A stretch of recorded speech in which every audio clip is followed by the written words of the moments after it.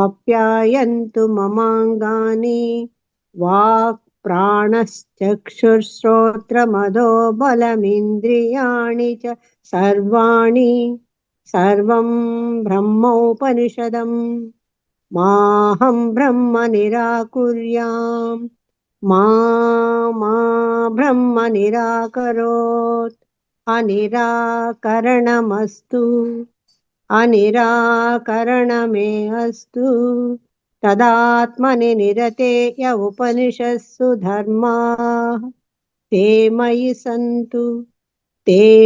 सन्तु ओम शान्तिः शान्तिः శాంతిః హరిః ఓం. మనము ఛాందోగ్యోపనిషత్తు సమీక్షలో ఉన్నాము. ఇందులో 6 అధ్యాయాలు. 2వ అధ్యాయంలో ఉన్నాము. 2వ అధ్యాయంలో 19 ఉపాసనలను 19 ఖండాలను చూసి ఉన్నాము. అకార్డింగ్ టు ఒరిజినల్ టెక్స్ట్ తత్వప్రకాశిక ప్రకారం 18 చూసి ఉన్నాము. 19వది తత్వప్రకాశికాలో చూడాలి ఈరోజు. యాక్చువల్గా అది 20వది. మధ్యలో ఒక వామదేవోపాసన అనేది అందులో లేదు ఆ పుస్తకంలో, అది కూడా చెప్పుకున్నాం మనం. సో ఈనాడు 19వి లేక 20వది అయినటువంటి ఉపాసనను చూడబోతుంది. ఛాందోగ్యోపనిషత్తు 2వ అధ్యాయం 220.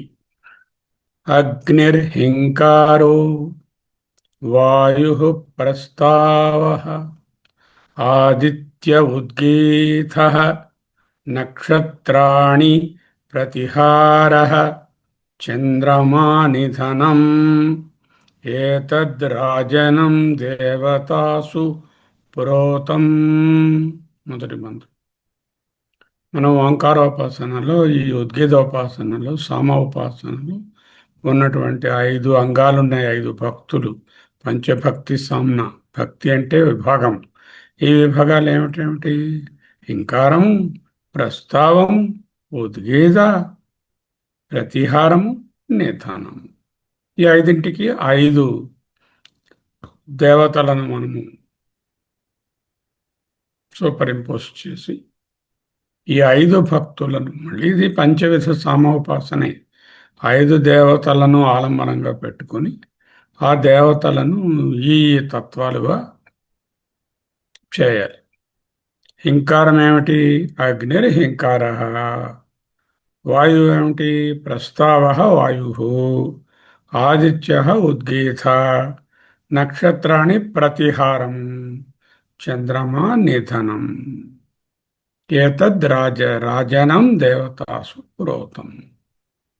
2వ మంత్రం. 2 మంత్రాలు ఈ ఖండంలో. మొదటి మంత్రం 5ంటికి 5ని ఏర్పాటు చేశారు. ఏమిటి ఏర్పాటు చేశారు? హింకారము, అగ్ని, ప్రస్తావము, వాయువు, ఉద్గీతము, ఆదిత్యుడు, ప్రతిహారము, నక్షత్రాలు, నిధనం, చంద్రమా. దీని పేరేమిటి? రాజనం దేవతాసు పురోక్తం. వీళ్ళన్నీ కూడా, ఈ దేవతలన్నీ కూడా, ఇప్పుడు మనం చెప్పుకున్న శక్తులన్నీ కూడా దేవతాసు పురోక్తం, ఉదంతో ఒకటి గుర్చబడి ఉన్నాయి. స య ఏవం ఏతద్రాజనం దేవతాసు పురోక్తం వై ఏతా సామేవ దేవతానాం సలోకత సర్ష్ణత సాయుజ్యం గచ్చతి. 3 ఉంటాయి, 4 ఉంటాయి యాక్చువల్గా. సాలోక్యం, సామీప్యము, సాయుజ్యము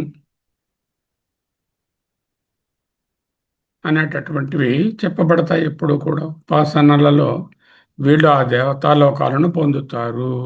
వాళ్ళతో పాటు సృష్టి కార్యక్రమంలో వీళ్ళు కూడా పాల్గొంటారు.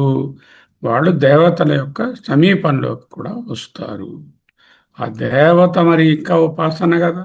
దేవత వేరు, నేను వేరు. అద్వైతం ఉండడం వలన ఇంకా కంప్లీట్గా దాంట్లో విలీనం అంటూ అయ్యేది ఉండదు ఉపాసనలో. సర్వం ఆయురేతి. చాలా మంచి ఆయుష్ పొందుతారు. జోగ్జీవతి, మంచి ప్రకాశవంతమైన జీవితాన్ని పొందుతారు. మహాన్ ప్రజయా పశుభిర్భవతి, గొప్ప పశు సంపద, సంతానము, వాటితో కూడా హాయిగా తుల తూగుతూ ఉంటారు. తుల తూగడం, తుల అంటే త్రాసు మామూలుగా, ఇక్కడ ఉయ్యాల. తుల తూగడం అంటే ఉయ్యాలలు ఊగుతూ ఉంటారు.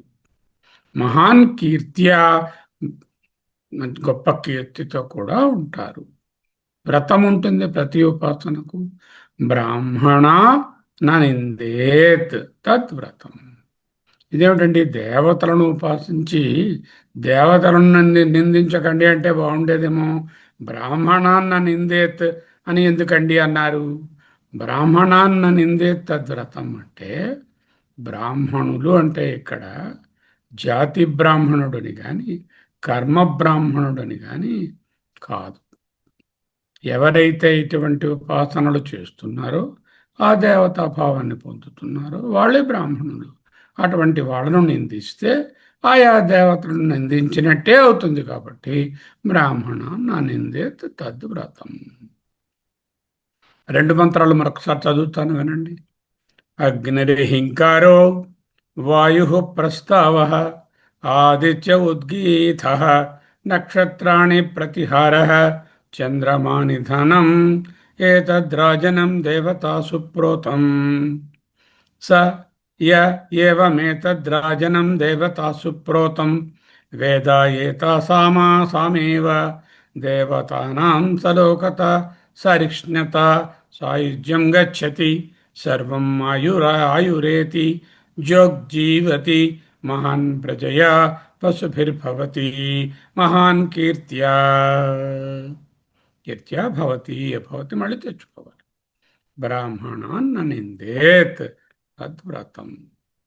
దీని పేరేమిటండి? ఉపాసన పేరు రాజస సామ ఉపాసన. రాజా అనేదానికి అర్థం రాజుగారు అని కాదు. రాజుగారు రాజే. రాజతే ప్రకాశతే దీప్యతే దేవ. దేవ అనే శబ్దము దివ్ ప్రకాశనే అనేటటువంటి ధాతువు నుంచి వచ్చింది.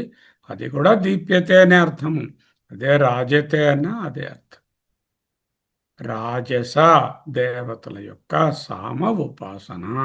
సామోపాసనే, దేవతలను తీసుకొచ్చి అక్కడ ఆలంబనంగా పెట్టుకొని వాటి ద్వారా ఉపాసన చేస్తున్నాం కాబట్టి రాజస సామ ఉపాసన, లేకపోతే దేవ సామ ఉపాసన, రెండు ఒకటే అర్థం.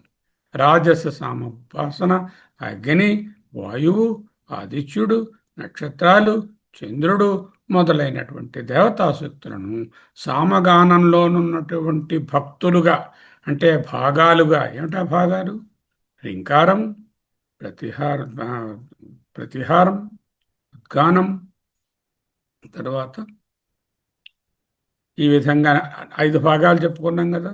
ఏమిటంటే ఒక్కొక్కటిని హింకారం అని, ప్రస్తావము వాయువుని, ఉద్గీతం ఆదిత్యుడని, ప్రతిహారం నక్షత్రాలని, చంద్రుడేమో నిధనమని చెప్పుకున్నాం.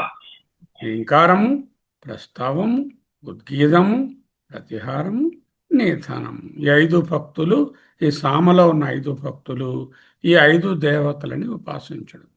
అంటే ఏమిటండి దీని తాలూకా తత్వం ఏమిటి? సామవేదాన్ని నేర్చుకుంటున్నారు, సామవేదాన్ని గానం చేస్తున్నారు. ఆ సామగానంలో ఉద్గీతను గానం చేస్తున్నారు.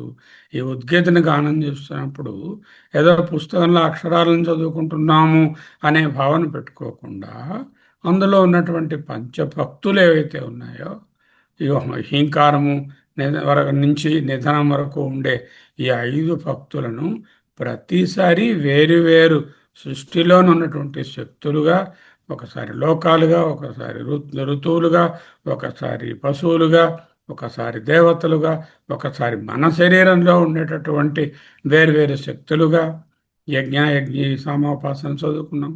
ఈ విధముగా ఉపాసించడం ఏంటంటే సర్వము, ఈ సామగానము సర్వమును రిప్రజెంట్ చేస్తుంది. ఈ సామగాన పఠనమే, సామగాన ఉద్గానమే ఈ విధమైనటువంటి దేవతాభావము అనే ఒక ఆత్యంతిక రహస్యాన్ని మనసులో ఎప్పుడూ పెట్టుకోవడానికి ఆ విధంగా చెప్తున్నారు. ఈ రాజస సామ ఉపాసనలో బోధించబడేది అగ్ని, వాయువు, నక్షత్రాలు, చంద్రుడు మొదలైనటువంటి దేవతా శక్తులు సామభాగానంలోని భాగాలుగా, సామభాగంలోని భక్తులుగా ప్రతిష్ఠితమై ఉన్నాయి అనే భావనాత్మకంగా, అంటే భావనాత్మకంగా అంటే మానసికంగా భావించడం. అక్కడ హీంకారము అనేదానికేమో అగ్ని అని ఎక్కడ కనబడదు మనకు, అందుకే భావన అది. ఈ ఉపాసన ద్వారా ఉపాసకుడు సమస్త దేవతా శక్తులను తన యందు ఆవాహనం చేసుకుంటాడు, తన యందు ఏకీకరించుకుంటాడు. అగ్ని తాలూకా శక్తి రూపం ఏమిటి? జ్ఞానం. అంటే అగ్ని యొక్క శక్తి రూపమైనటువంటి జ్ఞాన తేజస్సు, వాయువు యొక్క రూపమైనటువంటి గమనము, చలనం, ఆదిత్య రూపమైనటువంటి అంతర్ప్రకాశం, నక్షత్ర రూపమైనటువంటి పర్మనెన్సీ, స్థితి. నక్షత్రాలు చూడండి, వాడు వాడు ఆకాశంలో ధ్రువ తారయ్య వెలుగుతున్నాడు అంటే నక్షత్రం అంటే నక్షత్రం, క్షతము లేనిది నక్షత్రం. ఏదైతే క్షయము కాదు, క్షత్రము కాదు, ఆ నక్షత్రం అటువంటిదే. అటువంటి స్థితి. చంద్ర రూపం ఏమిటి? చంద్రుడు ఆహ్లాదము, మనసు ప్రశాంతత, విశ్రాంతి, రాత్రి సమయం. అంటే ఇటువంటి వారు అగ్ని యొక్క తేజస్సుని, వాయు యొక్క గమన వేగాన్ని, ఆదిత్యుని యొక్క అంతఃశక్తిని, అంతఃప్రకాశాన్ని, నక్షత్రాల యొక్క స్థిరత్వాన్ని, చంద్రరూపమైనటువంటి విశ్రాంతిని అంతరంగంలో అనుభవిస్తాడు. ఈ ఉపాసనను అర్థం చేసుకుంటే ఇవి వేరువేరు సత్వాలు కావు, ఒకే పరబ్రహ్మ స్వరూపమైనటువంటి నిర్గుణ నిరాకార పరబ్రహ్మము నుండి మాయా ఉపహిత చైతన్యమైన ఈశ్వరుని ద్వారా ఈ చైతన్య శక్తి ఇక్కడ ప్రకటమైనటువంటి శక్తిగా తెలుస్తుంది. వేరు వేరు వేరు వివిధ ప్రకాశ రూపాలు. ఉపాసకుడు వాటికి ఆపోజిట్గా నిలబడి ఈ దైవాలే నేను అనే భావంతో ఉపాసిస్తున్నాడు. అంటే నేనున్నాను, ఉపాస్యం ఉంది, ఇంకా ద్వైభావం ఉంది. అటువంటి వాడు దేవతలతో సాయుధ్యాన్ని పొందుతాడు. తన నిజస్వరూపాన్ని, బ్రహ్మాన్ని ఏదో నాటికి జ్ఞానంతో తెలుసుకుంటాడు. ఈ ఉపాసన ఏం చేస్తుంది? అటువంటి జ్ఞానప్రాప్తికి, జ్ఞాన మార్గంలో పోవడానికి జీవ దేవ బ్రహ్మ ఏకత్వ బోధకు ఇప్పుడు ఎన్నొచ్చాయి? జీవుడు ఇప్పుడు ఉపాసిస్తున్నాడు, దేవత అగ్ని, ఆదిత్యుడు, నక్షత్రాలు, వాయువు ఎట్సెట్రా అనేటటువంటివి. ఈ జీవ దేవ ఈ రెండు కూడా ఆ బ్రహ్మయే అని జీవ దేవ బ్రహ్మ ఏకత్వ రూపాన్ని పొందడానికి చక్కగా పునాది వేసుకుంటాడు. బ్రాహ్మణాన్న నిందేత్ అనేది విధివాక్యం. జ్ఞాన మార్గంలో బ్రాహ్మణత్వం అంటే జ్ఞాన స్వరూపమే బ్రాహ్మణత్వం. ఇక్కడ బ్రాహ్మణుడు అంటే జాతి బ్రాహ్మణుడు, కర్మ బ్రాహ్మణుడు అనే అర్థం కానే కాదు. అందువల్ల జ్ఞానస్వరూపుడైనటువంటి ఈ బ్రాహ్మణుని, ఉపాసకుని తక్కువగా చూడరాదు అని ఈ వ్రతార్థం. సో ఇప్పుడు ఒక్కొక్కటి చెప్పండి. ఉపాసనలో ఉండేటటువంటి సామవేద భాగం ఏమిటి? ప్రతీక దేవత ఏమిటి? దాని తాలూకా సూచన ఏమిటి చెప్పండి. ఇది రాజన సామోపాసన. హీంకారము అగ్ని, ప్రస్తావము వాయువు, ఉత్కీత ఆదిత్యుడు, ప్రతిహారము నక్షత్రాలు, నిధనం చంద్రుడు. అంటే పంచవిధ సామోపాసన ఇది. ఇవన్నీ శక్తులన్నీ కూడా దేవతలు, ఒకదానికే ఇంకొకటి గుచ్చబడే ఉన్నాయి. ఆ దేవతా లోకాన్ని ఉపాసన ద్వారా ఆ దేవతా లోకాన్ని వాళ్ళు పొందుతారు. అంటే ఇక్కడ దేవతలు వేరు, నేను వేరు అనే ద్వైతం ఇంకా ఉంది ఇక్కడ. దానివల్ల ఈ ఉపాసన వల్ల ఏంటి? ఆయుష్, ప్రకాశవంతమైన జీవనం, సంతానం, పశు సంపదతో ఊగుతూ ఉంటారు, వాళ్ళు కీర్తిని పొందుతారు. కానీ బ్రాహ్మణులను నిందించరాదు. అంటే బ్రాహ్మణులు అంటే జాతి బ్రాహ్మణులు, కర్మ బ్రాహ్మణులు కాదు, వేదవేత్తలు. ఎవరైతే ఇటువంటి ఉపాసనని ఆ దేవతను భావిస్తారో వారిని ఎప్పటికీ నిందించరాదు. ఈ సామవేదాన్ని గానం చేస్తున్నారు. సృష్టిలో ఉన్నటువంటి శక్తులన్నిటినీ ఉపాసించడమే సామగానం. సర్వమును రిప్రజెంట్ చేస్తుంది. దేవతలేంటి, పక్షులేంటి, వృక్షాలేంటి, అన్ని అంటే భావనాత్మకంగా ఉపాసన అనేది ఇక్కడ భావనాత్మకం. సమస్త దేవతలను తన యందు ఏకీకృతం చేసుకోవడమే ఇక్కడ. ఇది ఈ పంచవిధాలంటే అగ్ని ఉపాసిస్తే తేజస్సు, వాయు హింకారము అగ్ని ప్రతీక, జ్ఞాన తేజస్సు. ప్రస్తావం అంటే చలనం, వాయువు ప్రతీక దేవత వాయువు, సూచన ఏమిటి చలనం. ఉద్గీత ప్రతీక దేవత ఆదిత్యుడు, ఆదిత్యోపాసన వల్ల తేజోమయ రూపం. తేజోమయ రూపం అంటే లోపల అంతస్తేజస్సు, పైన కాంతిగా బల్బులా వెలుగుతున్నాడని కాదు, లోపల ఒక ప్రత్యేకమైనటువంటి జిజ్ఞాస, ఒక విధమైనటువంటి ఇంకొకరికి బోధించాలని, ఇంకొకరితో పంచుకోవాలనేటటువంటి తేజస్సు, ఏదైనా చదివితే అర్థం చేసుకునేటటువంటి శక్తి, ఇలాంటివన్నీ ఏర్పడతాయి. అంతఃప్రకాశం. ప్రతిహారం, సామభాగంలో ప్రతిహారం ప్రతీక దేవత నక్షత్రాలు ఏమిటి సూచిస్తోంది? స్థితిని, స్థిరత్వాన్ని. నిధనం, సామభాగం నిధనం ప్రతీక దేవత చంద్రుడు, అది ఆహ్లాదము, ప్రశాంతత, అంతరంగంలో ప్రశాంతతని పొందుతారు. విశ్రాంతి సమయం, రాత్రి సమయం విశ్రాంతి పొందుతాడు. అంటే వాళ్ళకి మంచి రెస్ట్ కూడా దొరుకుతుంది. చూడండి, రీఛార్జ్ అవ్వడానికి ఆ రాత్రి అనేది ఎంత ఇంపార్టెంట్ కదా. అది సవ్యంగా ఉంటే పగలంతా సవ్యంగా ఉంటుంది. అది. సో ఈ విధంగా చెప్పుకోవడంలో అగ్ని అనేది ఏదైనా ఒక కార్యం చేయడానికి వాటికి మొట్టమొదట వెలిగించేటటువంటిది అగ్ని వెలిగిస్తారు. అంచేత అగ్ని మొదట పెట్టారు. అక్కడ చలనం ఉంటుంది, ఆ చలనాన్ని ప్రస్తావన దాంట్లో పెట్టారు, వాయువుగా పెట్టారు. ఏదైతే అన్నిటికన్నా ముఖ్యమో దానిని అత్యంత ప్రకాశ రూపమైన ఆదిత్యునిగా పెట్టారు. ఏవైతే చెల్లాచెదురుగా ర్యాండమ్గా ఉంటాయో దాన్ని ప్రతిహారంలో పెట్టారు. ఏదైతే అంతా విశ్రాంతి సమయమో అది చంద్రుడుగా పెట్టారు అని తెలుసుకోవాలి. ఓకే, కనబడుతుందా? అర్థమైందండి, కనిపిస్తుంది. అదే మనం బొమ్మగా చూసుకుంటే హింకారము అగ్ని, ప్రస్తావము వాయువు, ఉద్గీతము ఆదిత్యుడు, ప్రతిహారము నక్షత్రాలు, నిధనం చంద్రుడు అంటూ తెలుసుకుందాం. ఓకే, అదే ఇలా చూసుకుంటే స్టెప్ బై స్టెప్ హింకారము అగ్ని, ప్రస్తావము వాయువు, ఉద్గీతము ఆదిత్యుడు, ప్రతిహారము నక్షత్రాలు, నిధనం చంద్రుడు. నేను రాజస సామ ఉపాసన అంట. దీంతో మొదటి ఉపాసన ఇవాళ చదువుకునే 3 ఉపాసనలో 220 మీ పుస్తకాలలో మీ దగ్గర ఉన్న తత్వ ప్రకాశంలో 219 అయినది. Okay, now let us go to the second upasana in today's context. దీంట్లో ఇంకేమైనా మర్చిపోయాం, ఒకసారి అది కూడా చూద్దాం. సో అగ్ని, హింకారో, వాయు, ప్రస్తావ, ఆదిత్యో, ఉద్గీతో, నక్షత్రం ఇదంతా అయిపోయింది. రాజస సామ ఉపాసన ఏమిటి? దీని ఫలము అంటే సాయుధ్యము, సార్ష్టితం. సార్ష్టితం అంటే సృష్టితత్వంలో పాలు పంచుకుంటారు అని. వ్రతం బ్రాహ్మణాన్న నిందేత్, అది కూడా అయిపోయింది. ఎందుకు? బ్రాహ్మణా దేవతా తుల్య అన్నారు. బ్రాహ్మణులను భూసురులు, భౌమ దేవతలు అంటారు. భౌమ అంటే భూమికి సంబంధించిన, భౌమ దేవతలు భూసురులు అంటారు. ఓ భూసురోత్తమ పుస్తకాల్లో మీరు చదువుతూ ఉంటారు, ఆ భూసురులు అంటారు అని కూడా చెప్తున్నారు. ఓకే, ఇంకా నెక్స్ట్ ఉపాసనకు పోదు.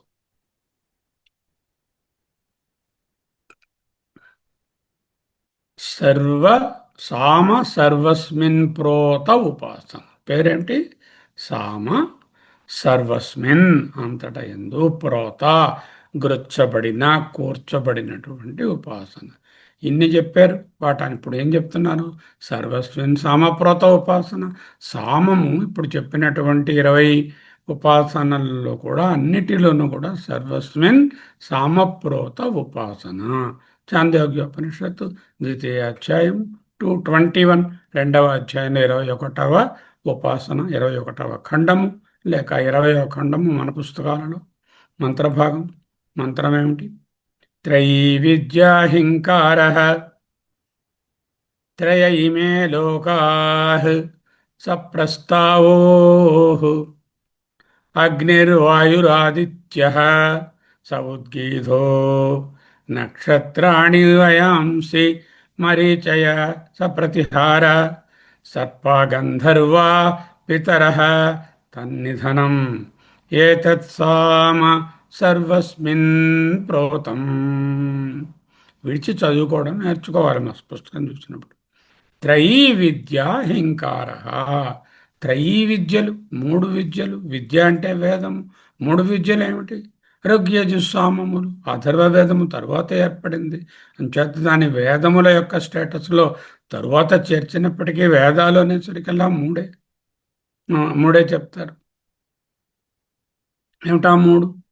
త్రయీ విద్య అంటే ఋగ్యజుస్సామములు, హింకారము. ఎందుకు? దేనికైనా సరే ఆరంభంలో ముందు నాలెడ్జ్ ఉండాలి కదా. ఆ వేదం అంటే ఏమిటి? Knowledge treasure. ఆ నాలెడ్జ్తోనే ఏదైనా చేస్తాము. ఇమే లోకా సప్రస్తావ. ఈ ప్రస్తావము ఎక్కడ ఈ వేదాన్ని వాడుతున్నారు మీరు?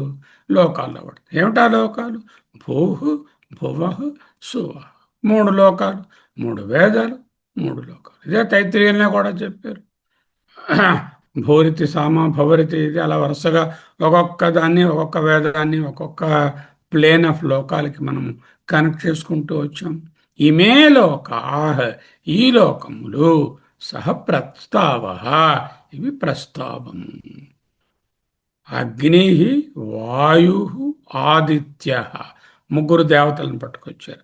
అగ్నిదేవత భూమికి రిప్రజెంటేషన్, వాయుదేవత భువర్లోకానికి, సువర్లోకమునకు లేక ద్యులోకమునకు ప్రకాశతత్వము ఆదిత్యుడు. భూమి, అగ్ని, హింకారం, భూమి అగ్ని. తర్వాత ఏమోను సామవేదం, రెండవది యజుర్వేదం, మూడవది ఋగ్వేదం. సో సామవేదం అనేది భూమితోనూ, తర్వాత ఇక్కడ అగ్నితోనూ పోలుస్తున్నారు. ఆ తర్వాత రెండో లెవెల్లో ఉండేటటువంటిదేమో హింకారంలో మళ్ళీ మూడు వేదాలు చెప్పాం కదా. సో సామ, యజు, రుక్కు. ఆ సామవేదం యజుర్వేదం అనేటటువంటిది వాయువుతో పోలుస్తున్నాం. ఆదిత్యునితో, వాయువు అంటే భువర్లోకం, సువర్లోకము లేక ఆదిత్యలోకం అంటే ఆ మూడవ వేదం. ఏది మిగిలిందో అది. స ఉద్గీత నక్షత్రాణి వయాంసి మరీచయ. ఉద్గీతాలు అంటే ఏమిటండి? ఇదిగో ఉద్గీతము అనేదానికి నక్షత్రములు, పక్షులు, మరీచయ. ఉద్గీతంలో ఎందుకు మూడు ఇలా చెప్పారు అది కూడా చూడండి. నక్షత్రాలంటే ద్యులోకంలోకి పోయాయి. ఈ వయాంసి అంటే గాలిలో ప్రయాణం చేసే పక్షులని చెప్పారు. ఆ మరీచులు అనేటటువంటి భూమికి దగ్గరగా ఉన్నవి అలా చెప్పారు. సహ ప్రతిహార. తర్వాత సర్పా గంధర్వాహ పితర. సర్పాహ భూలోకానికి, గంధర్వాహ మధ్యదానికి, పితరులు అనేటటువంటిది ఆ మీద లోకానికి. తన్నిధనం ఏతత్ సామ సర్వస్మిన్ ప్రోతం. ఒకటో మంత్రం. రెండో మంత్రం స ఏవమేతత్ సామ సర్వస్మిన్ ప్రోతం వేద. సర్వస్మిన్ సామ ఉపాసన కదా, అంచేత ఆ పేరు చెప్పాలి. సర్వస్మిన్ ప్రోతం వేద సర్వగం భవతి. అంటే నిశ్చయంగా సర్వం భవతి. ఆయన సర్వమే అవుతాడు, స్వరుడవుతాడు. తదేష శ్లోకో యాని పంచదా త్రీణి తేభ్యో నజ్యాయ పరమన్యదస్తి. త్రీణి మూడుగా. ఏమిటేమిటి మూడుగా? మొదట మూడు చెప్పారు. మూడు చెప్పినటువంటివి ఏం చెప్పారు? మొట్టమొదట హింకారానికి ఏంటంటే ఇక్కడ ఉన్నటువంటి మూడు వేదాలు అన్నారు. ఆ తర్వాత ఏమో మూడు లోకాలు అన్నారు, అది ప్రస్తావం అన్నారు. అగ్ని, వాయువు, ఆదిత్యుడు అనేటటువంటి ఉద్గానం అన్నారు. నక్షత్రాలు, పక్షులు, మరీచులు అనేటటువంటిది ప్రతిహారం అన్నారు. సర్ప, గంధర్వ, పితరులు అనేది నిధనం అని చెప్పారు. సో ఈ విధంగా సర్వస్మిన్ ప్రోతం మూడుగా 3 × 5 15గా వచ్చాయి ఇవన్నీ. నజ్యాయ పరమన్యదస్తి ఎస్తద్వేద. ఈ విధముగా ఉపాసించినవాడు, వేద అంటే ఉపాసించినవాడు, సవేద సర్వం సర్వాదిశో బలిమస్మై హరంతి. ఆ అన్ని దిక్కుల నుంచి బలాన్ని పొందుతాడు. సర్వస్మేత్యుపాసిత తద్వ్రతం. ఇక్కడ వ్రతం ఏమిటి? ఈ సర్వస్మి ఉపాసనం, సర్వస్మి సామ ఉపాసనను చేయడమే వ్రతం. దీని తలుగా భావార్థం ఏమిటి? ఇది సామ సర్వస్మిన్ ప్రోత ఉపాసన, అన్నిటిలో విస్తరించి ఉన్నటువంటి సామతత్వము లేక సమతత్వము. సమం అంటే బ్రహ్మ. ఈ సమమన్నా బ్రహ్మనే సూచిస్తాయి. సర్వవ్యాప్త బ్రహ్మస్వరూపము. ఉపాసకుడు అన్నిటిలోనూ సామమాత్రముగా బ్రహ్మనిష్టగా ధ్యానిస్తే అతడు సర్వం అస్మి ఇతి, నేను సర్వమును అయినాను గదా అంటే సర్వమయ సాక్షిత్వ స్థితిని పొందుతాడు. ఈ ఖండంలో ఉపనిషత్తు బోధించేది సామం అనేది సర్వవ్యాప్త బ్రహ్మతత్వం. అది త్రయీ వేదములలోను, త్రయీ కాలాలలోను, అగ్ని వాయు ఆదిత్య దేవతలలోను, నక్షత్ర పక్షి మరీచులలోను, సర్ప గంధర్వ పితృభూతాలలోను వ్యాప్తమై ఉంది. ఇది సామ సర్వస్మిన్ ప్రోతం అనే వాక్యార్థం. అన్నింటిలోనూ బ్రహ్మస్వరూపము నిండి ఉన్నది అని తెలుసుకోవడం. అయితే ఇది జ్ఞానమా? నేనే బ్రహ్మ అహమస్మి అంటున్నాడా? లేదు. నేను ఈ విధంగా ఉపాసిస్తున్నాను, నేను ఉపాసకుడను. ఇవి ఉపాస్యమైనటువంటి ప్రతీకలు, దేవతలు. దెర్ ఇస్ ఎ ఫలం. When you have an opposite ఉపాస్యము అండ్ దేవత అండ్ దెర్ ఇస్ ఎ ఫలం అసోసియేటెడ్, ఇట్ ఈస్ నాట్ జ్ఞానం. ఇన్ జ్ఞానం దెర్ ఇస్ నో అదర్ ఫలం. ది ఫలం ఈజ్ జ్ఞానం తానే అయిపోవడమే ఫలం, అంతా వేరే ఉండదు. ఉపాసకుడు ఈ సత్యాన్ని కానీ ఉపాసిస్తే అతడు సర్వం హభవతి, అన్నింటినీ ఆవరించినటువంటి ఒక స్థితిని పొందుతాడు. ఇది ద్వైతాభిమానాన్ని తొలగించడానికి ఆఖరి ఉపాసన అని చెప్పుకోవచ్చు. ఎందుకంటే ఇక్కడ సర్వము తానే అన్నట్టు ఉపాసిస్తున్నాడు కాబట్టి దీనితో చిత్తశుద్ధి కలిగి చిత్త వైశాల్యత ఏర్పడి చిత్త నైర్మల్యం ఏర్పడి ఆ నైర్మల్యంతో సర్వత్వ భావాన్ని పొందుతాడు. కాబట్టి ఈ ఉపాసన జ్ఞానానికి ఒక్క మెట్టు తక్కువగా ఉంది అన్నట్టుగా చెప్పవచ్చు. అగ్ని, వాయువు, దేవతలు, పితరులు, జీవులు, లోకాలు ఇవన్నీ వేర్వేరు సత్వాలు కాదు. వీటన్నిటిలోనున్నటువంటి సత్స్వరూపము ఒకటే చైతన్య స్వరూప బ్రహ్మమే. ఇదే వివిధ రూపాలుగా నానాత్వంగా ప్రత్యక్షమవుతుంది. దీన్ని యథార్థంగా గ్రహించినటువంటి ఉపాసకుడు సర్వమయత్వ అనుభూతిని పొందుతాడు. సర్వం అస్మీత్యుపాసీత అనేటటువంటిది 2 సార్లు చెప్పారు. సర్వం అస్మీత్యుపాసీత, అదే వ్రతం. ఈ ఉపాసన యొక్క హృదయము, the central essence of this ఉపాసన ఈజ్ వాట్? సర్వం అస్మి ఇతి అనేది. అన్నింటిలో తానే అన్నింటిలో ఉన్నాననే సాక్షిభావంతో ధ్యాన నిష్ట ఇది. ఈ జ్ఞానమే సత్యమైన సంపద. దీనితో సర్వ దిశలు ఉపాసకునకు బలిమినిస్తాయి. అంటే సమస్త శ్రేయో మార్గాలు స్వయంగా అనుగ్రహిస్తాయి. ఇది సర్వమయ సామ ఉపాసన యొక్క ఒక ప్రత్యేకమైనటువంటి తాత్పర్యము. ఇప్పుడు చెప్పండి మీరు ఈ ఉపాసన గురించి. ఇంకెవరైనా చెప్పగలరా కమల కాకుండా? సార్ నేను చెప్పనా అండి? చెప్పండి సార్. నేను చెప్తానండి. చూపిస్తున్నాను, అలా జాగ్రత్తగా ఫాలో అవ్వండి. సామోపాసనలో మీరు సామభాగం అంటే భక్తి, సామంలో ఉండేటటువంటి భాగం. విభాగాలు ఏమిటి? 5 విభాగాలు చెప్పండి. హింకార, ప్రస్తావ, ఉద్గీత, ప్రతిహార, 5వది నిధనం. సో ఇక్కడ సామభాగం హింకార అయినప్పుడు త్రయీ విద్య అంటే మూడు వేదాల గురించి చెప్పుకుంటాము. అధర్వణ వేదాన్ని ఇంక్లూడ్ చేసుకోలేదు. త్రయీ అన్నదానికి అదనమాట అర్థం. స్థానం ఏంటంటే జ్ఞాన బలం. సూచన ఏంటంటే శాస్త్ర రూప ప్రతీక అని చెప్పారు.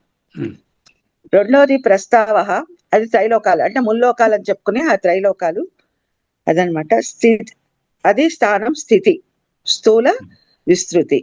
3వది ఉద్గీతలో 3 కలిపారు ఇక్కడ. అగ్ని, వాయు, ఆదిత్య అంటే అది శక్తి తేజోమయ రూపం అనమాట. 4వది ప్రతిహారలో నక్షత్రాలు, పక్షులు, కాంతి,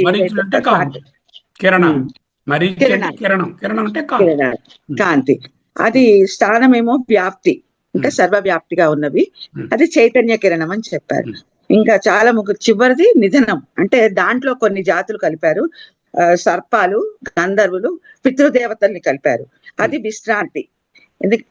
విశ్రాంతి అది లయస్థితి. ముందు శ్లోకంలో మనం చంద్రుడికి ఇచ్చాము, ఆపాదిచ్చాము. ఇక్కడ విశ్రాంతి లయస్థితి చంద్రుడు అన్నాం. ఇక్కడ గంధర్వ పితృ అంటే మూడు ఉన్నాయి. త్రీని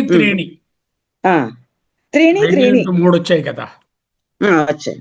ఇంకారంలో 3 విద్యలు, ప్రస్తావనలో 3 లోకాలు, ఆదిత్య దేవతలు, ప్రత్యహారంలో నక్షత్ర పక్షి కార్తి, నిధనంలో సర్పగంధర పితృ. 3 into 5 15 ఫ్యాక్టర్స్ వచ్చాయి దీంట్లో. అంటే దీని వల్ల ఫలితం ఏంటంటే శ్రేయ మార్గం. అది అన్ని ప్రాణుల నుండి కూడా ఆ ఉపాసకుడు పూజలు అందుకుంటాడు అని చెప్పారు చివరిలో ఫలితం. ఈ ఉపాసన పేరు సర్వస్మిన్ సామ ఉపాసన. సర్వసామోపాసన. సర్వసామోపాసన. సర్వం అస్మి ఇత్యుపాసన. సర్వం అస్మి, నేను సర్వమును అయి ఉన్నాను. అదిగో చూడండి, హింకారము త్రైవేద, ప్రస్తావము త్రైలోకాలు, ఉద్గీతము ఆది అగ్నివాయువు ఆదిత్యుడు, నక్షత్రాలు పక్షి కిరణం అంటే అక్కడ మరీచులు, ప్రతిహారం, సర్పము, గంధర్వులు, పితృలోకాలు అనేది విశ్రాంతి, నిధనం. బొమ్మ రూపంగా చూసుకుంటే ఇది ఇలా కనిపిస్తుంది. హింకారము త్రైవేద, ప్రస్తావము త్రయలోక, ఉద్గీత అగ్నివాయు ఆకాశం, అగ్నివాయు ఆదిత్యుడు, ప్రతిహారం నక్షత్రాలు పక్షి కిరణం, నిధనం సర్పం, గంధర్వులు, పితృవులు. ఈ ఉపాసకుడు సర్వాత్మ భావం పొంది, అంటే ద్వైత భావాన్ని పోగొట్టుకుని చిత్తశుద్ధితో నిర్మలమైన మనసుతో ఒకటే చైతన్య రూపం అని తెలుసుకుని అట్లాంటి వ్యక్తికి అందరి దగ్గర పూజలు అందుకుంటాడు అని చెప్పారు. సర్వ బలిమిలను పొందుతాడు. సమస్త శ్రేయ మార్గాలు ఆయనకు అనుకూలంగా ఉంటాయి. యస్తద్వేద సవేద సర్వం సర్వాదిశో, అన్ని వైపుల నుంచి బలిమస్మై హరంతి, బలాన్ని పొందుతాడు. సర్వస్మితి ఉపాసీత, సర్వస్మితి సర్వము నేను అయి ఉన్నాను. అస్మి ఇతి అని ఉపాసీత తద్వ్రతం 2 మార్లు తద్వ్రతం వ్రతం అనడం ఆదరం కోసము. ఇక్కడతో ఈ 5 into 3 అయిపోయాయి అని చెప్పడానికి కోసం కూడా 2 సార్లు తద్వ్రతం. అంటే 5ని 5ంటికి 5 కానీ, ఒక్కొక్క దానికి మళ్ళీ 3 చెప్పున 15గా కానీ, ఇలా రకరకాలుగా పంచభక్తులను, అంతకుముందు సప్తవిధ సామములను, వేర్వేరు భక్తులు అంటే సామంలో ఉండేటటువంటి భాగములను ఉపాసించుట అనేటటువంటి కార్యక్రమం ఇక్కడితో అయిపోయింది. ఇక మీదట మళ్ళీ ఇక్కడ హింకారము, ప్రస్తావము, ఉద్గీతము, ప్రతిహారము, నిధనము అనేవి మరి రావు. ఇక్కడితో అవి అయిపోయాయి అని చెప్పడానికి కూడా తద్వ్రతం అంటూ చెప్పారు. ఓకే, ఇంకేమైనా వదిలేసాం? ఒకసారి పుస్తకంలోకి వెళ్దాం. సర్వసామ ఉపాసన చివరిది, అత్యంత ఉన్నతమైనది. ఉపాసనకు వేరే పేరు లేదు కాబట్టి సర్వస్మిన్ సామ ఉపాసన, సర్వసామ ఉపాసన. మొదటిది త్రైవిద్య. ఆర్డర్ ఏమిటి? సామవేదం, ఋగ్వేదం, యజుర్వేదం. అది ఆర్డర్. సామవేదం, ఋగ్వేదం, యజుర్వేదం. లోకాలు ఏమిటి? భూలోకం, భువర్లోకం, సువర్లోకం. దేవతలు ఏమిటి? అగ్ని, వాయువు, ఆదిత్యుడు. నక్షత్రాలు, పక్షులు, కిరణాలు, రశ్మి, సూర్యరశ్మి, మరీచి కిరణాలు. సర్ప, గంధర్వ, పితర. సర్పాలు, గంధర్వులు, పితృదేవతలు. వీటిని వరుసగా ఒక్కొక్క భక్తి మీద, పంచభక్తుల మీద మనం ఆవాహనం చేసి ఉపాసిస్తున్నాం. ఒక్క ముక్కలో చెప్పాలంటే అన్ని రకాల అంశాలు ఈ సామవేదంలోనే ఉన్నాయి అని ఉపాసన చేస్తుంది. ఫలము సర్వం భవతి, అన్నీ తానే అవుతాడు. అది అన్నిటికన్నా ఉన్నతమైన ఉపాసన కాబట్టి అన్ని వైపుల నుంచి గౌరవాన్ని పొందుతాడు. అంటే అన్ని దిశల నుంచి బలాన్ని పొందుతాడు అన్నారు. బలం అంటే గౌరవాన్ని పొందుతాడు. అంటే అన్ని దిశల నుంచి బలాన్ని పొందడం అంటే ఏంటి? హిరణ్య గర్భ బ్రహ్మస్థానం వరకు వెళతాడు. ఎందుకంటే ఇది హయ్యెస్ట్ ఉపాసన కాబట్టి. సర్వస్మిత్యుపాసీత, ప్రతిదానిలో తననే భావన చేస్తున్నాడు.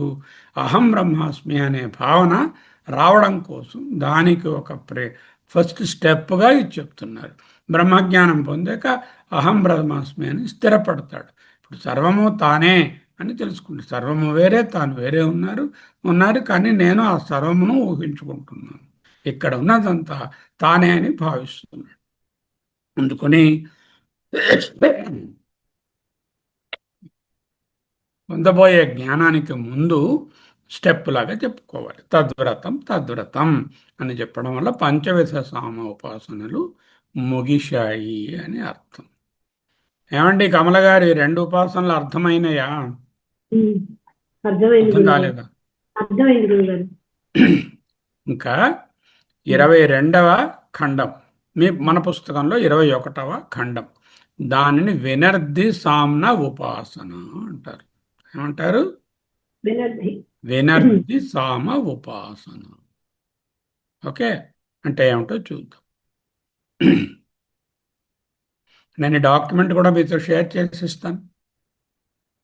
ఇందులో నా 5 మంత్రాలు ఉన్నాయి. మొదటి మంత్రం వినర్ది సామ్నో వృణే పశవ్యమిత్యగ్నే రుద్గీదో నిరుక్తః ప్రజాపతేర్నిరుక్తః సోమస్య మృజుశ్లక్ష్ణం వాయో చక్ష్ణం బలవదింద్రస్య క్రౌంచం బృహస్పతేర్ అపధ్వంతం వరుణస్య తాన్ సర్వాన్ ఏవ ఉపాసేవేత వారుణం త్వేవ వర్జయేత్. తను కూడా చెప్పారు, ఒక చేయకూడదు అనేది దాన్ని చెప్పారు. చూడండి ఏమిటంట దీన్ని వివరిస్తే, 2వ మంత్రం అమృతత్వం దేవేభ్య ఆగాయానిత్యాగాయేత్ స్వధాం పితృభ్య ఆశాం మనుష్యేభ్య తృణోదకం పశుభ్య స్వర్గలోకం యజమానాయ నమాత్మన ఆగాయానిచ్యేతాని మనసా ధ్యాయాన్ అప్రమత్తః స్తువీత. అప్రమత్తతతో ధ్యానించాలి. సర్వేశ్వర ఇంద్రస్యాత్మనః, అన్ని స్వరములు అంటే అచ్చులన్నీ ఇంద్రుడు. సర్వ ఊష్మాణః, ఊష్మములు శేషాసాలు అంటాం కదా, ఊని పలికే ఊష్మములు. ప్రజాపతేరాత్మనః సర్వే స్పర్శాః, కాన్స్టెంట్స్ ఉంటాయి కదా హల్లులు, అవన్నీ సర్వే స్పర్శ. మృత్యోః ఆత్మానస్తం యది సర్వేషూపాలభేతేంద్ర శరణం ప్రసన్నో భువం సత్వా ప్రతి వక్ష్యతీత్యేనం బ్రూయాత్. అథ యజ్ఞేన మూష్మాసూప ఉపాలభేత ప్రజాపతిం శరణం ప్రపన్నో భువం సత్వా ప్రతిప్రేక్ష్యతీత్యేనం బ్రూయాదథ యద్యేనగం స్పర్శేషూపాఫలేత మృత్యుశరణం ప్రపన్నో భువం సత్వా ప్రతిచక్షతీత్యేనం బ్రూయాత్. సర్వేశ్వర ఘోషవంతో బలవంతో వక్తవ్య ఇంద్రే బలం దదానీతి సర్వ ఊష్మాణో అగ్రస్థ అనిరస్థ వివృత వ్యాక్తవ్య వక్తవ్య ప్రజాపతేరాత్మానం పరిదదానీతి సర్వే స్పర్శాలేశానాభినిహిత వక్తవ్య మృత్యోరాత్మానం పరిహరణాతీతి. 5 మంత్రాలు అంటే కలిపి ఒకటే భావం. ఇది ఏమి ఉపాసన అండి? ఈ ఉపాసనలో ఇందాకలా సర్వస్మిన్ సామ ఉపాసనని అవన్నీ ముందు అయిపోయాయి. ఇప్పుడు సర్వసామ ఉపాసన, సామగానం యొక్క శక్తి వైభవాన్ని ప్రతిఫలిస్తున్నటువంటి ఉపాసన. ఇక్కడ స్వరాలు, ఊష్మాలు, స్పర్శలు అనేవి తీసుకున్నారు. ఇక్కడ మళ్ళీ హింకారము, ప్రస్తావము, ఉద్గాదము, ప్రతిహారము, నిధనము అనేవి ఉండవు.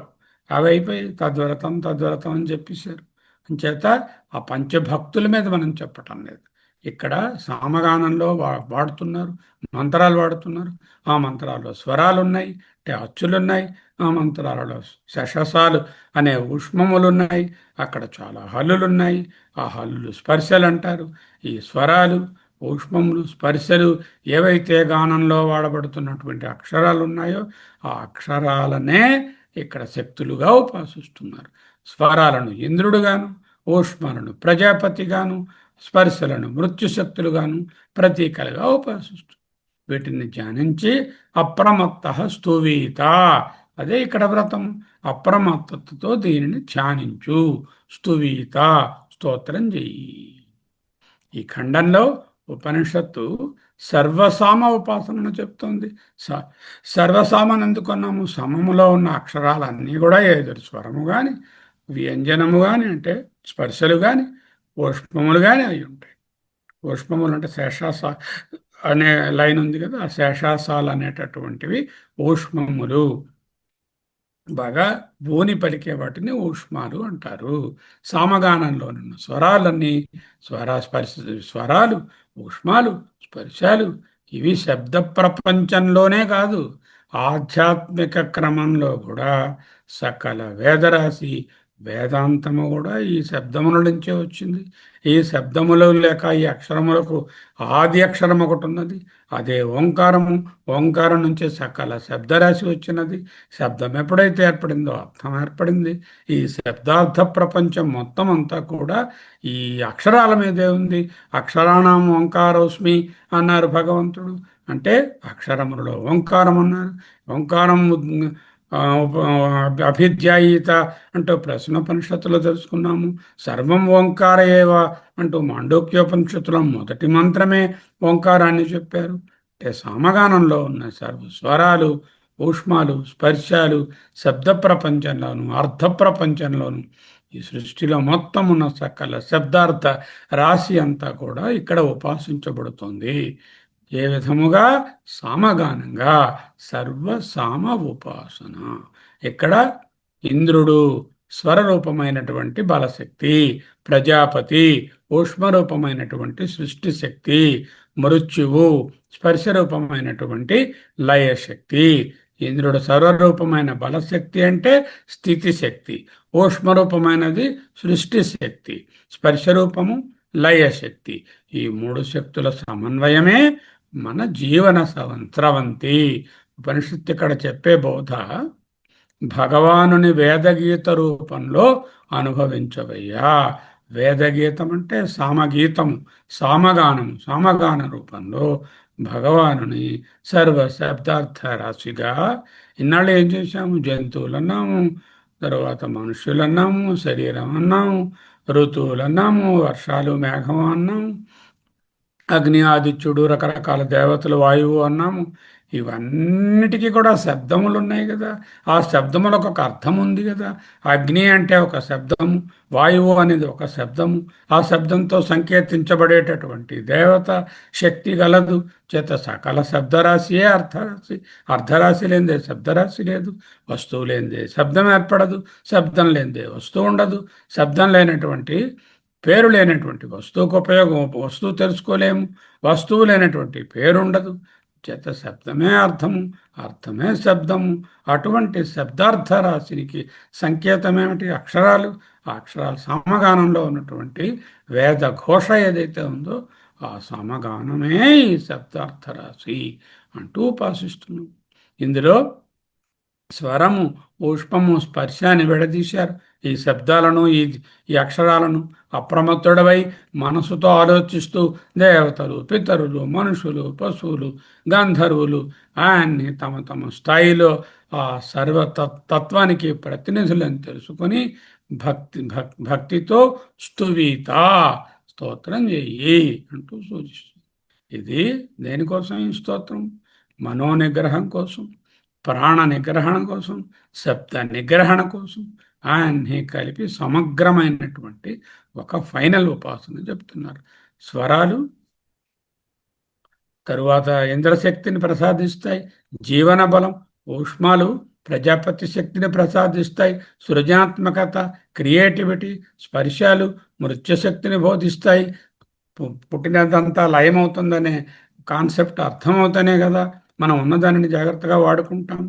చేత లయజ్ఞానం కూడా కావాలి. ఉపాసకుడు వీటిని సమన్వయంగా అనుభవించినప్పుడు అతని యొక్క సామగానము కేవలం ఒక ధ్వని, ఏదో ఒక ర్యాండమ్ నాయిస్ కాకుండా ఒక శక్తి ప్రవాహం అవుతుంది. ఫర్ ఎగ్జాంపుల్ ఎవరినో తీసుకొచ్చి కూర్చోబెట్టారు, అరేబియా నుంచి పట్టుకొచ్చారు, వీళ్ళు సమగానం చదువుతున్నారు, పాడుతున్నారు. పాడుతుంటే ఏదో చాలా భావయుక్తంగా రాగయుక్తంగా పాడుతున్నారని తెలుస్తుంది, కానీ ఆయనకి దీని తాలూకా శక్తి ఏమిటో తెలియదు. మనం ఇక్కడున్నాము, ఈ దేశంలో పుట్టాము, ఈ ఆర్షధర్మంలో బతుకుతున్నాము, ఈ సామగానాన్ని మనము అధ్యయనం చేసిన వాళ్ళ ద్వారా వింటూ ఉన్నాము. వాళ్ళు పాడుతున్నప్పుడు ఆ శక్తి ప్రవాహము కేవల random letters and random sounds అని కాకుండా ఒక శక్తి ప్రవాహంలా చూసుకోండి. దానివలన బలము, ఒక సృజనాత్మక శక్తి, ఏదైనా సృజించినదంతా నిర్జిస్తుంది అనేటటువంటి ఒక కాన్సెప్ట్ ఏర్పడి త్రిగుణాల యొక్క సారూప్య ఫలితం లభిస్తుంది. సత్వగుణం అంటే సృజనాత్మకత, రజోగుణం అంటే దాని తాలూకా స్థితి కార్యము, తమో గుణం అంటే దాని యొక్క లయ కార్యము. అంటే త్రిగుణముల యొక్క సారూప్య ఫలం వస్తుంది. ఇక్కడ ఇంద్రుడు అనేది రజోగుణము, ప్రజాపతి అంటే బ్రహ్మగారు, ఆ బ్రహ్మగారు అనేది సత్వగుణము, ఆయనేమో క్రియేటివ్ ఫోర్స్, ఆయన రజోగుణము బ్రహ్మగారు, ఆయన క్రియేషను. ఇంద్రుడు అనేది బలము, సత్వగుణము. మృత్యువు లేక రుద్రుడు అనేటటువంటిదేమో లయ సంబంధమైనటువంటి ఈ మూడు శక్తులు. ఇంద్ర అంటే విష్ణువు, ప్రజాపతి అంటే బ్రహ్మ, మృత్యు అంటే రుద్రుడు, అంటే త్రిమూర్తులు. ఈ త్రిశక్తులు యథార్థంగా ధ్యానించబడినప్పుడు ఉపాసకుని యొక్క చైతన్యము అమృతత్వం వైపు దారి తీస్తుంది. అమృతత్వాన్ని ఇస్తుందా? ఇంకా ఇవ్వదు. ఎందుకు? ఇంకా నేనే బ్రహ్మ అనే స్థితికి రాలేదు కాబట్టి. ఉపాసన ఉపాస్య భేదం ఉన్నది కాబట్టి.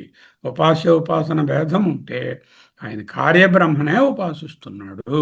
తాను ఒక కార్యము, ఉపాసిస్తున్నది ఒక కార్యము. ఈ కార్యబ్రహ్మ ఉపాసన వలన కార్యకారణాతీతమైన స్థితిని చేరుకోలేరు అంటూ మాండూక్యంలో 3వ ప్రకరణంలో మొదటి 2 మంత్రాలను మొదటి మంత్రం గట్టిగా బోధించింది. అయితే ఉపాసనలు మానమని చెప్పలేదు, ఉపాసనలు నిందించలేదు. ఉపాసనలు పాపం దీనులు అన్నారు అంతే. అంటే ఉపాసనలతో ఆగిపోవద్దయ్యా అని చెప్తున్నారు.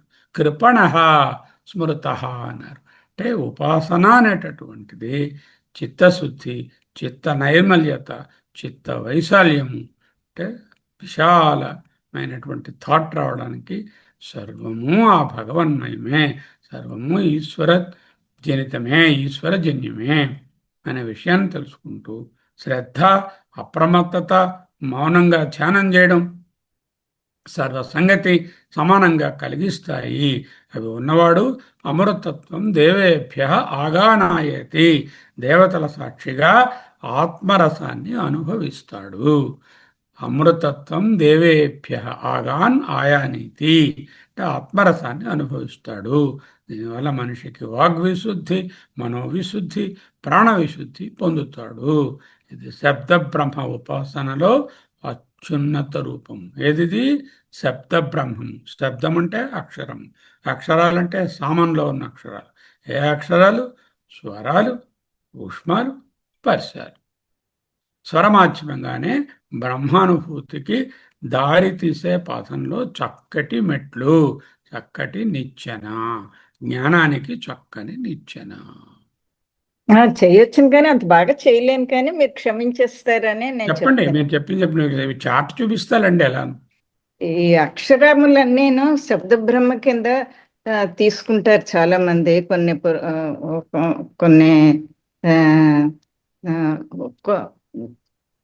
కొన్ని దర్శనాల్లో శబ్ద బ్రహ్మ కింద తీసుకుంటారు అక్షరాల్ని. ప్రతి అక్షరం కూడా మాహేశ్వర సూత్రాలనే అందులోంచి వచ్చిందని కూడా చెప్తారు. ఇక్కడ మనం ఏం చేసుకుంటున్నామంటే సామంలోని స్వరాలన్నీ వాటికి అధిదేవత ఇంద్రుడని, దాని నుంచేమో శక్తి, బలం మనకి సమకూరుతాయని చెప్తున్నారు. బలప్రాప్తి దాని ఫలితం. తర్వాత ఊష్మాలంటే శేషాలు, వాటినేమో వాటికి దేవత ప్రజాపతి అంటే బ్రహ్మగారు. ఇంద్రుడు అంటే విష్ణువు. ఇంద్రుడు అంటే విష్ణువు. శబ్దానికి విష్ణు అనే అర్థమే. మామూలు త్రిమూర్తుల్లో విష్ణు అర్థం. ఇందాక త్రిగుణ కార్యం అంటే కంటిన్యూ అవ్వాలి కదా, అతనికి శక్తి బలం ఉంటే కంటిన్యూ అవుతుంది అన్నమాట. ఇప్పుడు ఊష్మాలకి ప్రజాపతి, బ్రహ్మ, దానికేమో రజోగుణం అని కూడా ఇందాక మనం చెప్పుకున్నాము. అది సృష్టి చైతన్యము, దీనికంతా సృజనాత్మక ప్రవాహము అని చెప్పారు. అంటే ఇప్పుడు సృజనాత్మకం అంటే నేను పుట్టానండి అప్పుడేనండి బ్రహ్మగారి పని అని కాదు, రోజు నేను క్రియేటివ్గా ఏదో ఒకటి చేస్తున్నాను కదా, ఆ శక్తి అంతా మళ్ళీ బ్రహ్మగారి శక్తి అని అర్థం అక్కడ. అక్కడ బ్రహ్మగారు ఏం చేస్తారో అది మనలో కూడా ప్రతిఫలించి మనం చేస్తున్న సృజనాత్మకం అంతా కూడా అదే కంటిన్యూ అవుతుంది అన్నమాట. తర్వాత స్పర్శలు అంటే హల్లులు, ఇవన్నిటికీ అధిదేవత మృత్యువు, దీనికేమో రుద్రుడు అని చెప్పుకోవచ్చు. రుద్రుడు తమో గుణం అని కూడా ఇందాక మనం 3 గుణాలు చెప్పుకున్నాము. దీనికేమో ఆధ్యాత్మిక అర్థమేమో లయ. ఇక్కడ సృష్టి ఎలాగొచ్చిందో లయ కూడా అలాగ ఉండాలి కదా, తయారు చేసింది లిమిటెడ్ అనే అర్థంలో జాగ్రత్తగా వాడుకుంటాం. ఇది జీవచక్రం. ఇందాక మనం ఈ చక్రం కింద ఇవన్నీ మనం తీసుకున్నాం కదా ఇంతకు ముందు ఉపాసనలోని, ఆ చక్ర జ్ఞానం అన్నమాట. ఋతువుల్లోని మిగతా వాటిలోని అన్నిటిలోని చూసుకున్నాం. దీని ఫలితం మృత్యుంజయం. మృత్యుంజయం అంటే మన జీవితకాలం శరీరంతో ఉండిపోతామని కాదు, మనకి అమృతత్వం జీవిస్తారు. భయపడకుండా అది ఇంకా తీసుకుంటే అమృతత్వం, అదే ఫలితం అనేది. ఇప్పుడు స్వరములు అంటే ఈ అక్షరాలకి ఇంద్రుడు అధిపతి, ఊష్మములకి ప్రజాపతి అధిపతి, స్పర్శలకి మృత్యువు అధిపతి. అదే ఇక్కడ మనం చార్ట్ గా కూడా చూపించాము. అంతేనండి, ఇక్కడ ఉన్న 3 ఉపాసనలు 3కి ఇవి చెప్పుకున్నాము. కానీ అక్షరములు అభయానంద స్వామి వారు చెప్తున్నప్పుడు స్పష్టంగా పలకండి, నోరు విప్పి పలకాలి కొన్ని అక్షరాలు అని ఇక్కడ మధ్యలో మంత్రాలు వచ్చాయండి. అందులో చెప్తున్నప్పుడు మనం ఇప్పుడు ఇంగ్లీష్ నేర్చుకున్న వాళ్ళందరూ కొన్ని అక్షరాలు సరిగ్గా పలకరు. ఆ దవడలు ఇవన్నీ ఊష్మములు, అంతస్తులు, ఇవన్నీ రకరకాలు, తాలువులు, దంత్యములు, ఇవన్నీ ఉన్నాయి కదా. ఇవి ఆ భాగాలను మనం టచ్ చేస్తేనే ఆ సౌండ్ కరెక్ట్ గా వస్తుంది. ఇప్పుడు ఇంగ్లీష్ మీడియంలో చదువుకున్న వాళ్ళకి ఇవి రావటం లేదు, ఒత్తులు పలకటం లేదు, ద్వితాక్షరాలు సంయుక్తాక్షరాలు వాళ్ళు పలకలేకపోతున్నారు. అట్లీస్ట్ మనమైనా పలికినప్పుడు ఈ అక్షరాలన్నీ విడదీసి కరెక్ట్ గా గట్టిగా పలకమని అభయానంద స్వామి వారు చెప్పారండి. అవును, ఇప్పుడు కూడా అదే చెప్పబోతున్నా, ఇంకా మిగిలిన విశేషాల్లో వస్తున్నాయి అన్నమాట. అలాగే వినర్ధి సామ్నా అని ఎందుకు పెట్టారంటే, పశువులు ఉన్నాయి, వాటి తాలూకా రణగణంతో ఎలా ఉంటుంది, రొద ఎక్కువగా ఉంటుంది, దాంతో మొదలవుతుంది. అంచేత వినర్ధి సామ్నా, దాన్ని ఇష్టపడేవేంటి, పశువులు ఇష్టపడతాయి. ఉద్గీధ అంటే హెచ్చు స్థాయిలో ఉంటుంది అంటున్నారు మంత్రంలో. హెచ్చు స్థాయిలో ఉన్నది అగ్నిదేవతకు ప్రతీక. అనిరుక్త అంటే అస్పష్టంగా ఉంటుంది అంటే ప్రజాపతి. నిరుక్త అంటే స్పష్ట ఉచ్చారణ కలిగినటువంటిది, అది సోమదేవతకు. మృదుచక్ష్ణం మృదువుగా పలికేటటువంటిది వాయుదేవత. చక్ష్ణం బలవత్ అంటే బలంగా అందంగా పలికేది ఇంద్రుడు. క్రౌంచం అంటే కీచు గొంతుకుతో పలకడాన్ని బృహస్పతి. అపధ్యాంతం అంటే పగిలినటువంటి కంచు ధ్వని రావడాన్ని వరుణుడు అంటూ చెప్పారు. ఇప్పుడు మళ్ళీ చెప్తున్నాను చూడండి, ఉపనిషత్తు మంత్రంలో ఉన్న జనరల్ వివరణ ఇచ్చాను, ఉపనిషత్ మంత్రంలో ఉండేటటువంటి వివరణ చదువుతున్నాను. ఏమిటా? వినర్తి సామ్నో వృణే పశవ అమిత్య అగ్నేరుజ్జో ఉద్గీధో నిరుక్త ప్రజాపతేర్నిరుక్త సోమస్య మృదుచక్ష్ణం వాయోచక్ష్ణం బలవద్ ఇంద్రస్య క్రౌంచం బృహస్పతే అపధ్వంతం వరుణస్య అనుంది మంత్రంలో. దాని తెలుగు అర్థం ఏమిటంటే, వినర్ధి సామ్నా. వినర్ధి అంటే వినర్ది, ఒత్తులేదు. వినర్ది అంటే రొద, పశువులు ఇష్టపడతాయి. ఉద్గీత అగ్నిదేవత హెచ్చు స్థాయిలో ఉద్గానం చేయబడుతుంది, అగ్ని ప్రజ్వలించినట్టు. అనిరుక్త ప్రజాపతి అస్పష్టంగా ఉండే మాటలు. నిరుక్త స్పష్ట ఉచ్చారణ, అది సోమదేవత.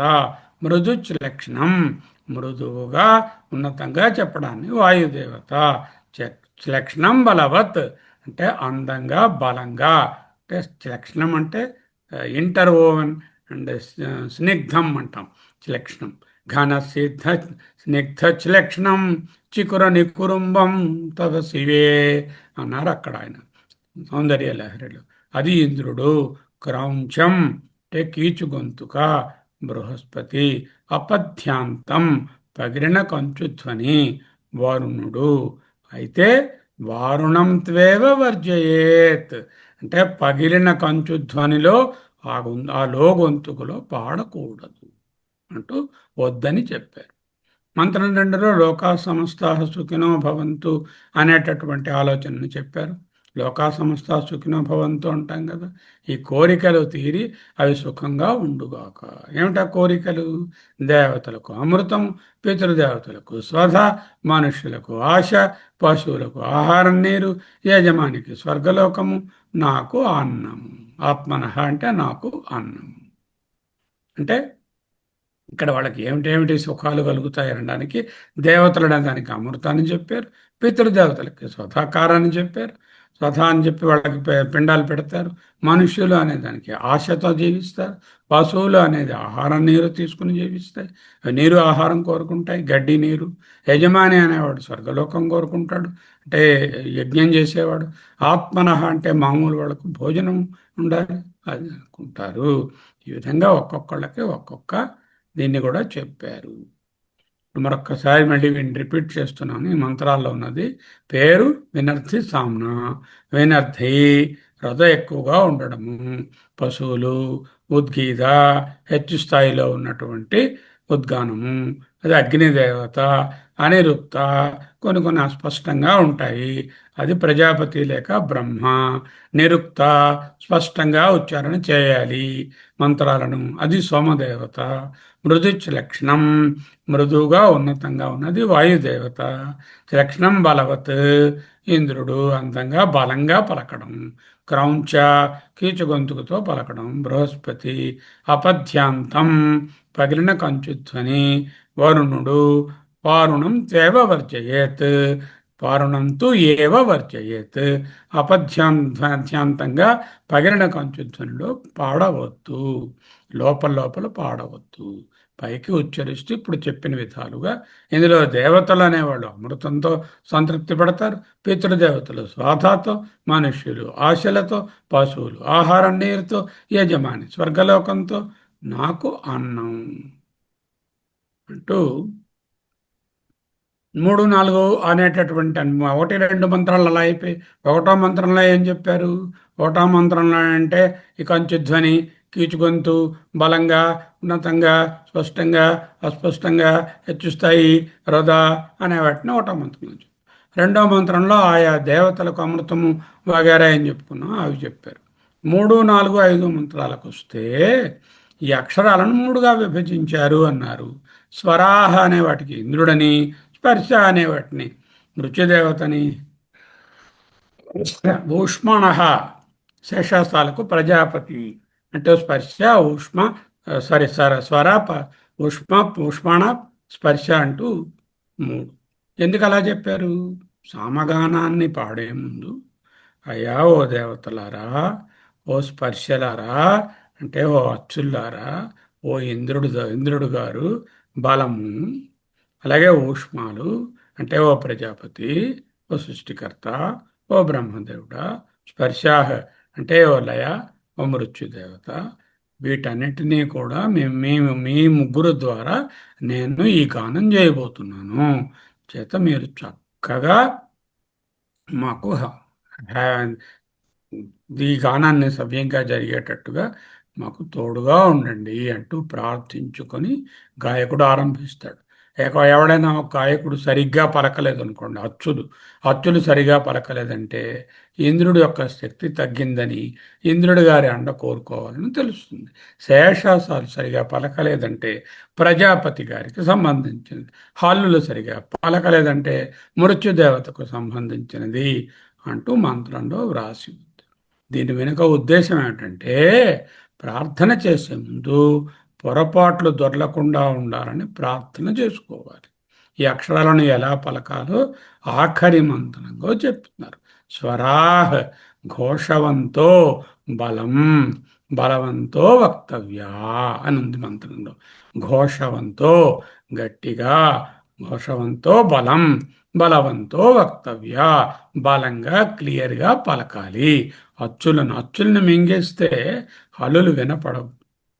అది కీవో కూవో కేవో కైవో కావో తెలియకపోతే అర్థం మారిపోతుంది.